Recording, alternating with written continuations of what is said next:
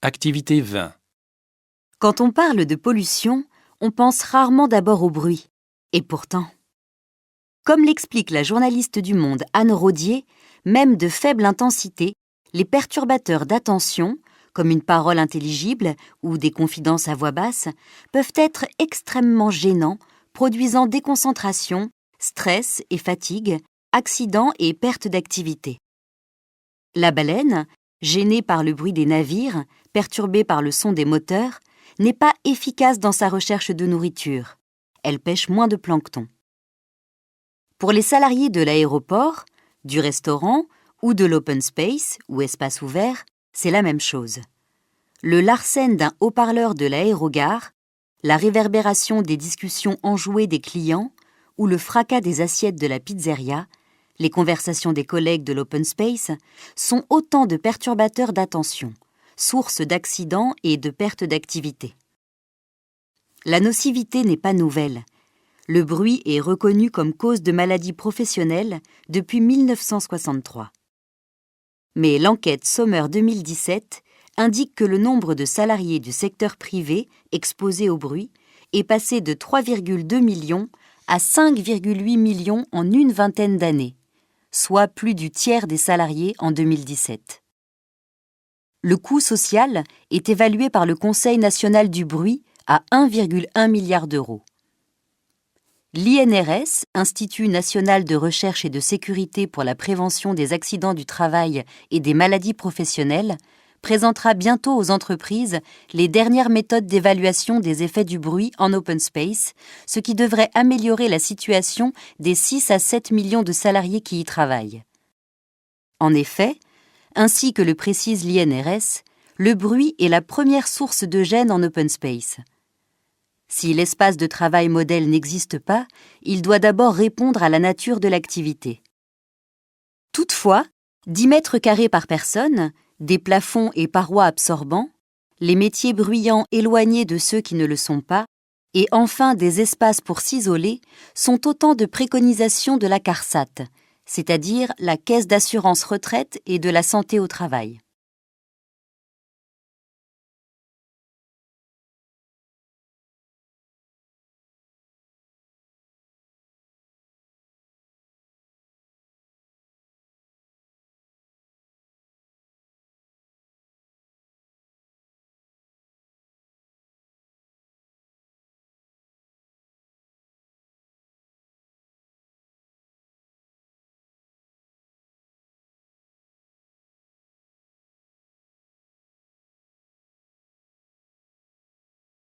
Activité 21.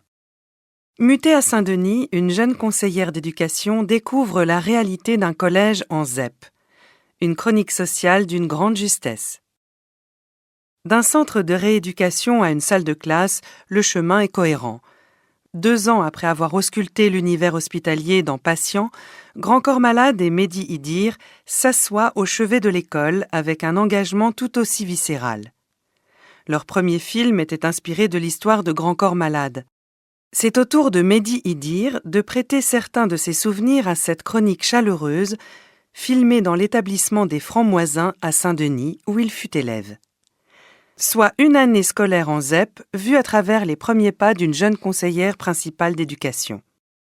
Fraîchement débarquée de son Ardèche natale, Samia, Zita Enro, découvre les réalités sociales d'une zone difficile et s'attache à Yanis, un élève turbulent mais prometteur. En travaillant avec des acteurs non professionnels pour la plupart et des figurants des Francs-Moisins, les réalisateurs orchestrent des scènes de groupe pleines de vitalité, de chahut joyeux. La réalisation, nerveuse, fait corps avec l'énergie des personnages.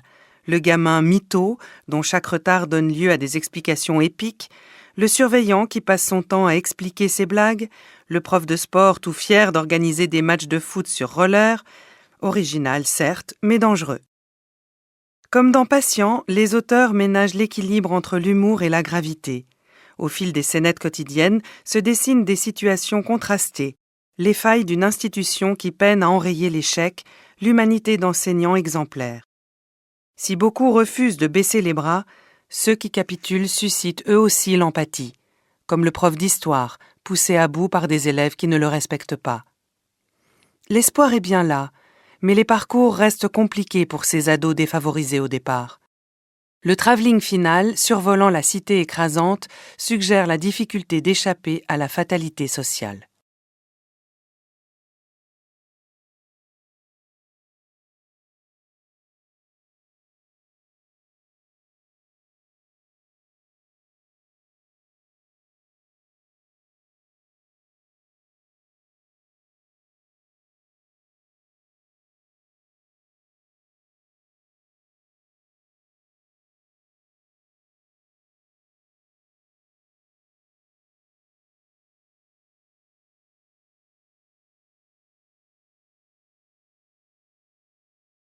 Activité 22.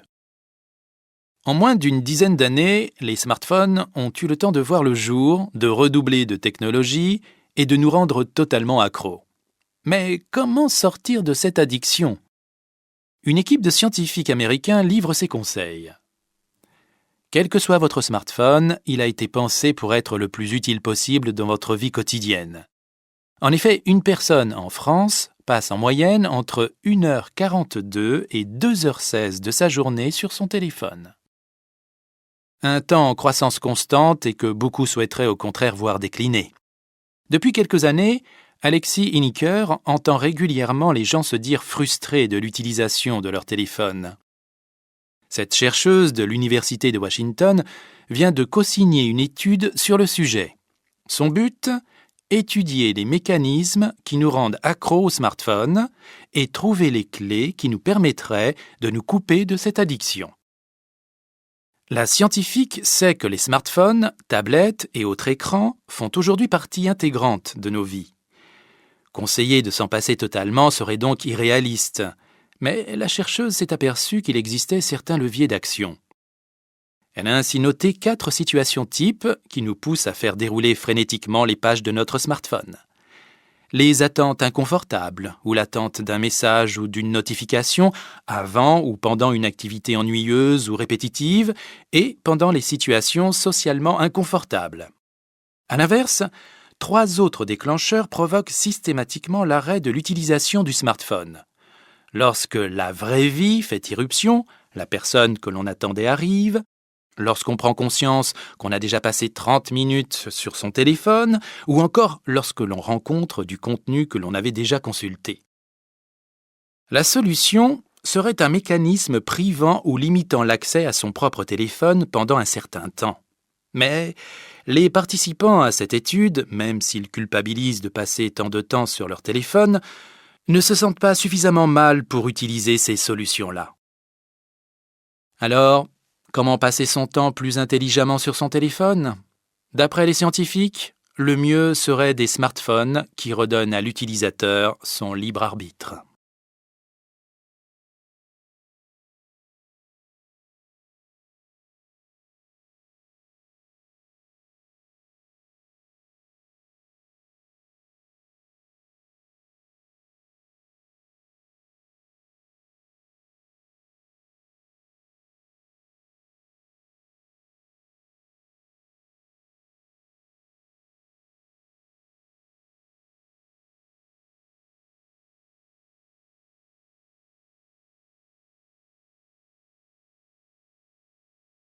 Activité 23.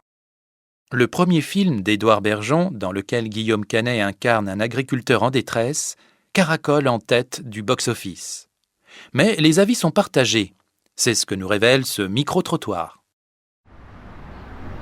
Très beau film français. Belle distribution des rôles et belles interprétations. Au nom de la Terre traite d'un sujet intéressant de manière simpliste. J'ai été attiré pour voir ce film principalement pour le sujet et je dois admettre que les plans sont sublimes. En revanche, je suis désolé, mais Guillaume Canet, que j'adore, n'aura pas pu sauver ce film. Lent, long, on s'ennuie. Bien que l'histoire soit dramatique, on ne ressent aucune émotion. Dommage, car ce sujet méritait mieux. Au nom de la Terre est avant tout merveilleusement humain. Ici, on est dans le vrai, sans faire de genre ou de faux-semblants. Et cette famille nous conquit immédiatement par la profondeur de ses échanges et de ses moindres gestes. Si cette histoire nous atteint droit au cœur, c'est sans doute pour cette justesse de sentiment, pour ces regards inquiets, voire paniqués, envers ce mari et père de famille fragilisé, pris à son propre piège, celui de voir toujours plus grand et plus loin, quitte à prendre des risques inconsidérés pour ses proches. Au nom de la Terre est à voir pour le fond et aussi pour la forme. Une mise en scène simple au service d'une histoire vraie. Des acteurs et actrices criants de vérité. Une rage et une énergie débordante de réalité. Guillaume Canet au sommet de son art. Guillaume Canet est exceptionnel dans ce rôle de chef d'exploitation qu'il prend à cœur. Un film qui ne peut laisser indifférent. À voir absolument. Très bonne interprétation des acteurs. Film très réaliste, sans fioritures, retraçant le parcours d'un agriculteur et sa descente aux enfers malgré son enthousiasme, un investissement sans faille et son amour du métier. À conseiller pour un public non initié au milieu agricole.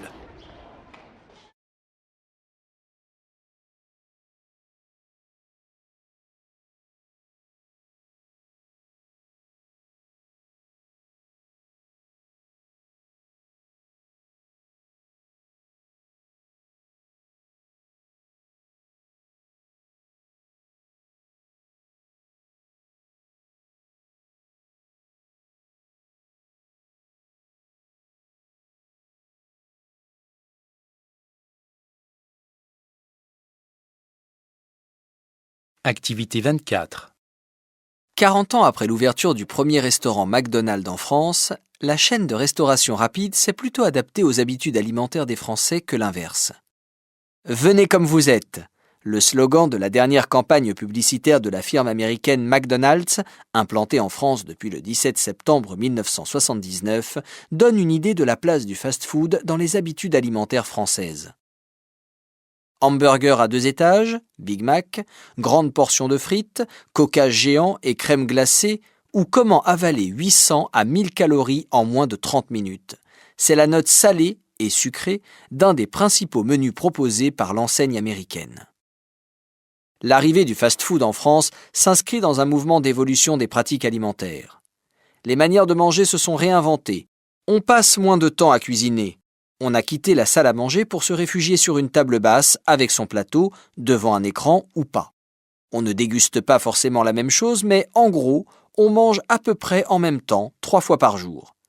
On se restaure aussi plus fréquemment à l'extérieur, observe Thibaut de Saint-Paul, sociologue à l'École normale supérieure de Paris-Saclay. Pour autant, la consommation rapide de nourriture à toute heure de la journée que permet le fast-food n'a pas changé les habitudes des familles. C'est même l'inverse qui s'est produit. C'est le fast-food qui s'est adapté au modèle alimentaire français, constate encore Thibaut de Saint-Paul. On mange au fast-food presque comme à la maison. Le fast-food est devenu un lieu de sociabilité pour les familles ou les jeunes entre eux, tout en ne coûtant pas trop cher. Ils peuvent acheter en grande quantité, manger à la française en choisissant un hamburger terroir, se retrouver autour d'une table, partager un moment de convivialité.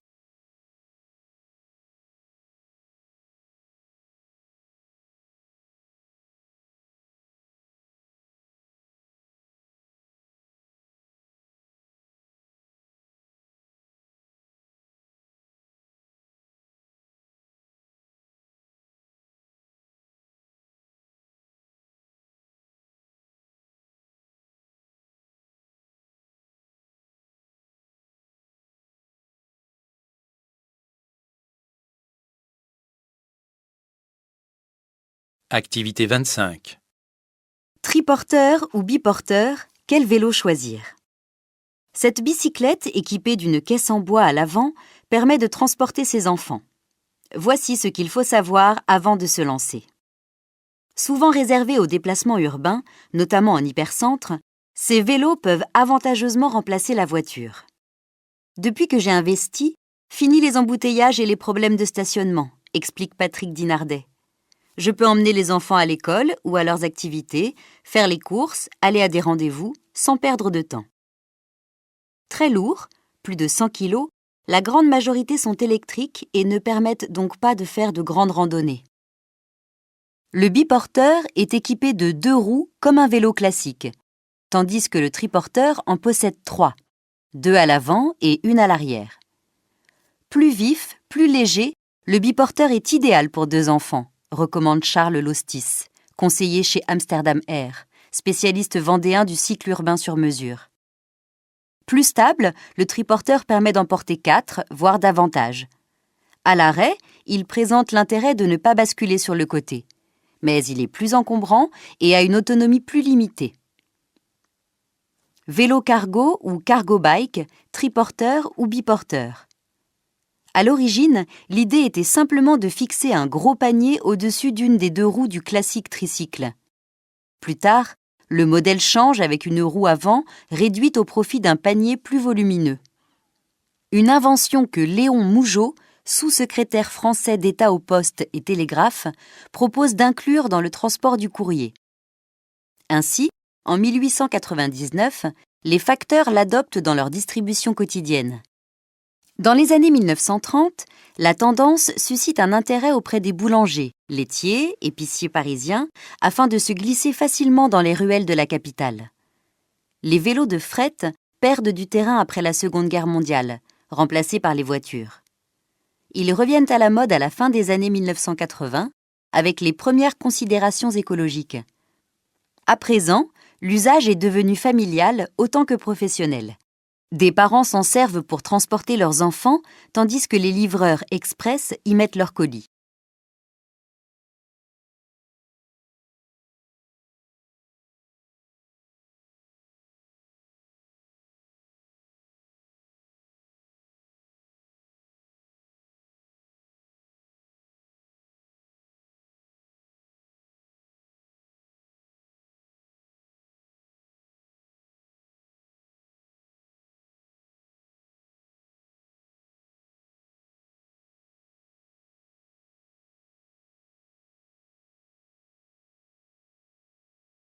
Activité 26.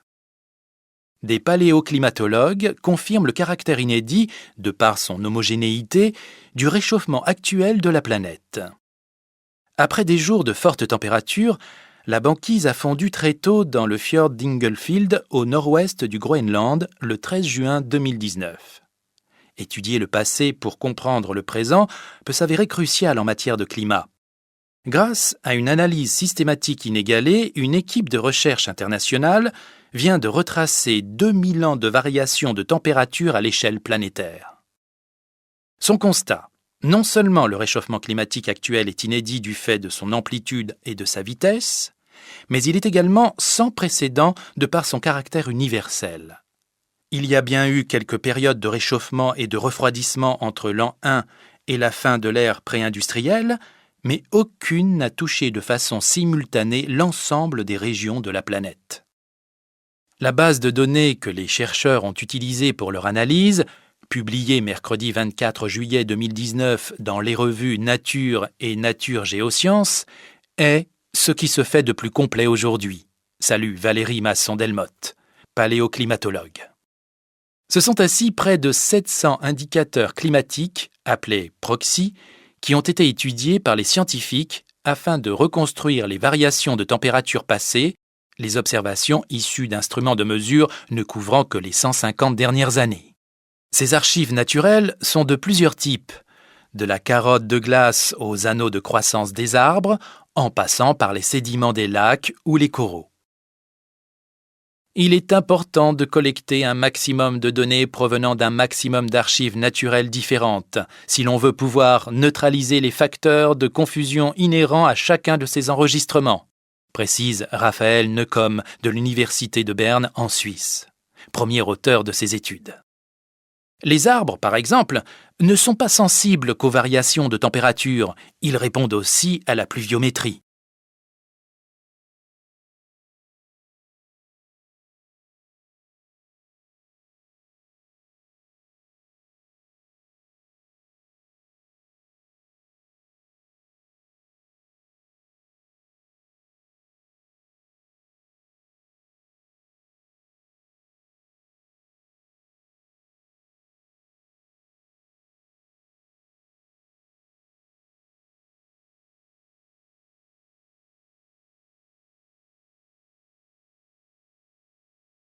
Activité 27.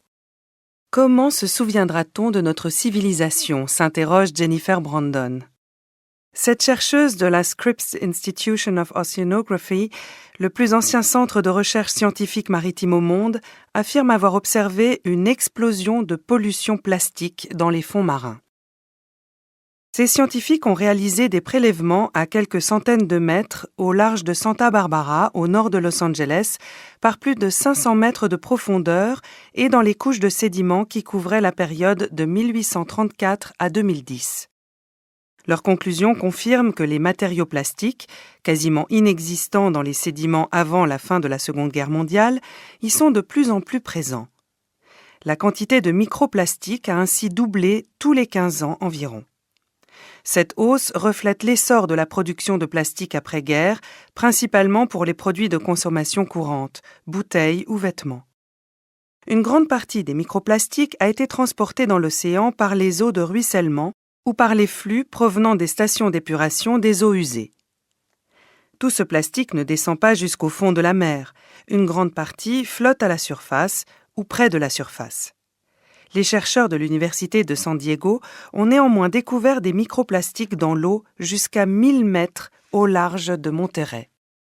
L'explorateur Victor Vescovo a, lui, constaté une contamination humaine dans les abysses. Par 10 927 mètres au fond du Pacifique, il a relevé la présence d'un sac plastique et d'emballage de bonbons. Pour Jennifer Brandon, on pourrait considérer que l'humanité est entrée dans un nouvel âge. C'est mauvais pour les animaux qui vivent au fond de l'océan, les récifs coralliens, les moules, huîtres, etc. Mais la présence de plastique dans les couches sédimentaires est plus une question existentielle. Nous apprenons à l'école qu'il a existé un âge de pierre, un âge du bronze et un âge du fer. Est-ce que cette période va être connue comme l'âge du plastique ? Il est effrayant de penser que les générations futures se souviendront de nous pour cela.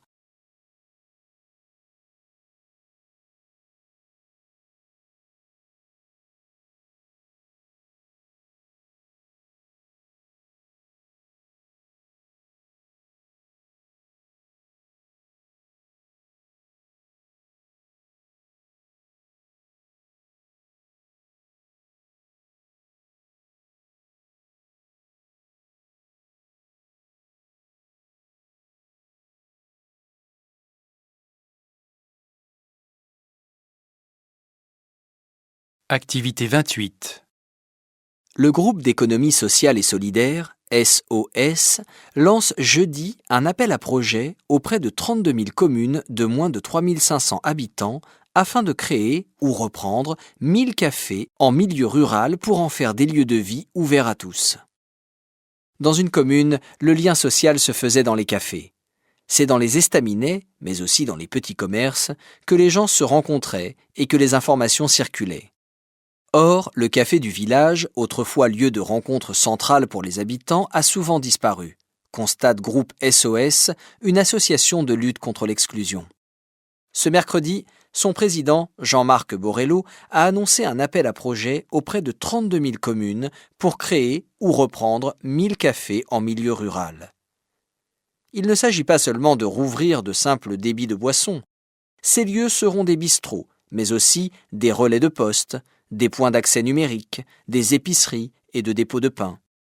Groupe SOS précise qu'ils seront aussi un lieu de vie pour les acteurs associatifs locaux, un lieu de programmation culturelle, un relais de mobilité, un point d'accompagnement et de convivialité pour les seniors. L'idée n'est pas originale, tout le monde en parle depuis longtemps, nous a expliqué Jean-Marc Borrello en ajoutant que ce qu'il est, c'est que nous avons décidé de tenter le coup. Ce jeudi 12 septembre, un appel à candidature sera lancé sur le site 1000 cafés. Les maires des communes de moins de 3 500 habitants pourront poser une candidature. Pour être éligible, leur commune ne doit disposer d'aucun café ou avoir un café menacé de fermeture. Ils devront aussi disposer d'un local vacant adapté à cette activité. Cette initiative a le soutien de l'État. Elle est appuyée par le gouvernement dans le cadre de l'agenda rural, qui sera détaillé par Édouard Philippe, Premier ministre, le 20 septembre lors du Congrès des maires ruraux dans le Nord.